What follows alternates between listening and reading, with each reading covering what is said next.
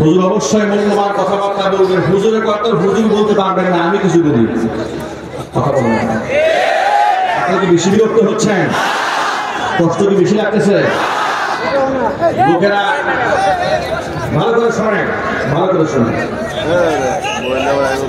এরপরে এইভাবে তারা একের পর এক কোরআন সুন্নাহ বিরোধী কার্যক্রম চালানো শুরু করলো। আলেম ওলামাদের ব্ল্যাক লিস্ট তৈরি করলো গোটা বাংলাদেশে। নাস্তিকদের মাধ্যমে আলেমদের ব্ল্যাক লিস্ট তৈরি করলো।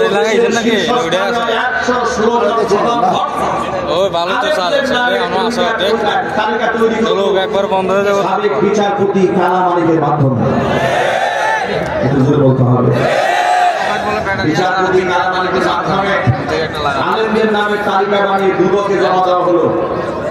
যে সমস্ত আলেমদের সম্পদ কথায় দেওয়া হোক, দেখা হোক। আচ্ছা প্রিয় ভাইরা, আপনারা এক বাক্যে বলেন, আলেমরা এত নির্যাতিত নিপীড়িত মাজলুম এই মাটিতে হয়েছে, আলেমরা কি দেশ ছেড়ে পালিয়ে গেছে? আর একটু জোরে বলতে হবে, দেশ ছেড়ে পালিয়ে গেছে। কারণ আলেমরা দেশকে ভালোবাসে, আলেমরা ইমানদার, তাদের মধ্যে সৎ সাহস আছে যে আমাদের তদন্ত করলে বেশি দূর তোমরা যেতে পারবা না। কিন্তু ওরা কেন পালিয়েছে জানে?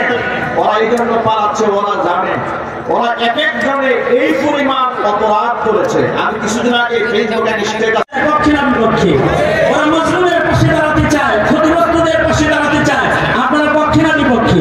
কারা কারা পক্ষে আছেন হাত তোলেন, হাত তোলেন, সোজা করেন, মন করেন, জোরে বলেন বিসমিল্লাহ। আস্তে করে বলেন বিসমিল্লাহ, জোরে আওয়াজ করে বলেন বিসমিল্লাহ। এবার পকেটে হাত দেন, যার পকেটে যা আছে তাই করেন। আর ছাত্র ভলেন্টিয়াররা তোমরা একটু 5 মিনিটের ভেতরে একটু একটা চক্কর লাগায় দাও। এই চক্করটা শেষ হয়ে গেলে আপনাদেরকে নিয়ে ইনশাআল্লাহ